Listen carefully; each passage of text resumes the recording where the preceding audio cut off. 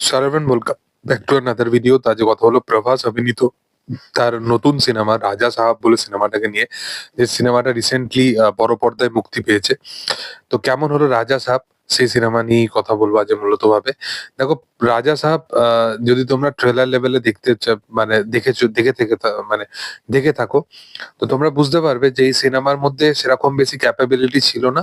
তো ফার্স্ট ট্রেলারটা বড্ড ক্রিঞ্জ টাইপের বানানো হয়েছিল। তো সেকেন্ড ট্রেলারটা কে খুব মানে ওই যে সিরিয়াস ব্যাপারটাকে রাখা হয়, কমেডি লেভেলটাকে অনেক তার মাত্রা অনেক কমিয়ে দেওয়া হয় যাতে অডিয়েন্স বুঝতে না পারে।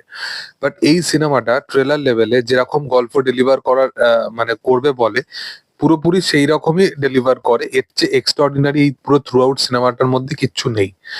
এই সিনেমাটা প্রভাস মানে সে তার এন্টায়ার ক্যারিয়ারে আফটার বাহুবলী যেরকম জনপ্রিয়তা পেয়েছে এবং রিসেন্টলি ইন্ডিয়ার সবচেয়ে বড় সুপারস্টার নিয়ে একটা বিশাল বড় কন্ট্রোভার্সি হয়েছিল।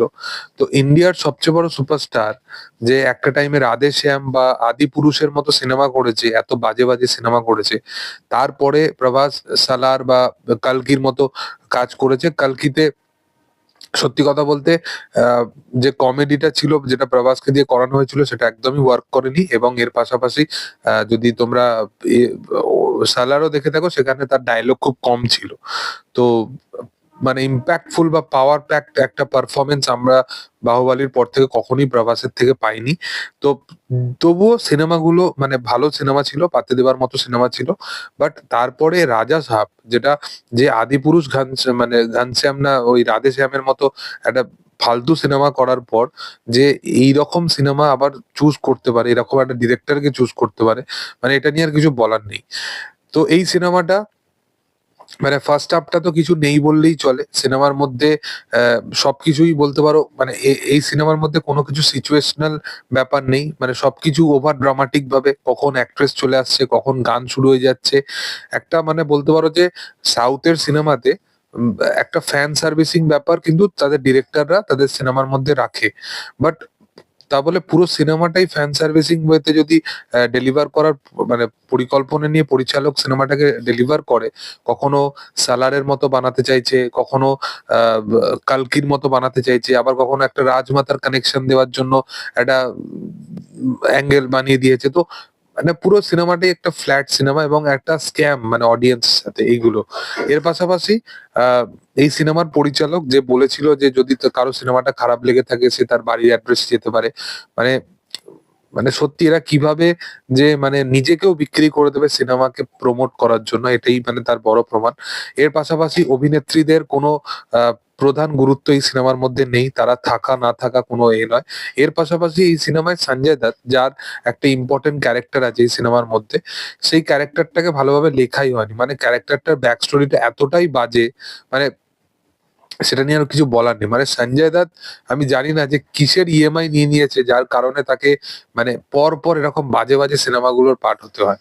মানে বাঘি 4 যে সিনেমাটা করেছিল সেটাও রাজা সাহেবের থেকে ভালো সিনেমা। মানে এই রকম জায়গায় গিয়ে রাজা সাহেব ডেলিভার করেছে।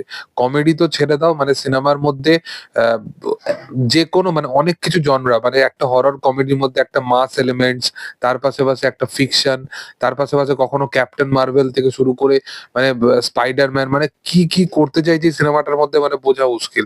এর পাশাপাশি আবার সিনেমার পার্ট 2, মানে পার্ট 1 নি মানে মানুষ ডাইজেস্ট করতে পারবে না, আবার এই সিনেমার পার্ট 2 তারা রিভিল করেছে। মানে সত্যি কথা বলতে যে প্রভাস লিটারেলি খুব নয় ভালো মানুষ, আর না হলে তার সিনেমা সম্বন্ধে কোনো জ্ঞান নেই। তাকে পরিচালক যেরকম ভাবে ন্যারেট করে সিনেমা, সেই রকম ন্যারেশন আর তার সিনেমা বানানো নিয়ে মানে দুটোর মধ্যে খুব পার্থক্য আছে। মানে মানে এই মানুষটাকে মানে সত্যি খুব আনপ্রেডিক্টেবল। মানে এরপরে তার স্পিরিট স্পিরিট যখন আসবে সেটা অবশ্যই মানে দুর্দান্ত ভাবে মানুষ ভুলে যাবে এই সমস্ত সিনেমার কথা। বাট প্রভাসের সাথে মানুষ কেন কাজ করতে চায়, প্রত্যেকটা পরিচালকের প্রথম পছন্দ প্রভাস। প্রত্যেকটা পরিচালক মানে যত নতুন নতুন বড় বড় প্রজেক্ট আসে আহ সেগুলোর তে প্রভাসকেই তারা ফার্স্ট চয়েস হিসাবে রাখে। সেটা লোকেশের একটা সিনেমা হোক, সেটা বলতে পারো সন্দীপ রেড্ডি ভাঙ্গার মতো পরিচালক হোক, বা নেলসনের মতো পরিচালক হোক, সবাই তার সাথে কাজ করতে চায়। তো তার মধ্যে সেই ক্যাপাবিলিটিটা অবশ্যই আছে। বাট তার মানে সে সেই জিনিসটাকে ঠিকঠাক ভাবে ব্যবহারই করতে পারছে না। যাই হোক, তোমাদের কি বক্তব্য এই বিষয়ের উপর সেটা অবশ্যই তোমরা কমেন্ট সেকশনে জানাতে পারো। ভিডিও ভালো লাগলে অবশ্যই তোমরা লাইক, শেয়ার, সাবস্ক্রাইব করে দিও এবং পাশে থাকা বেল আইকনটা অবশ্যই প্রেস করে দিও। Thank you all, by.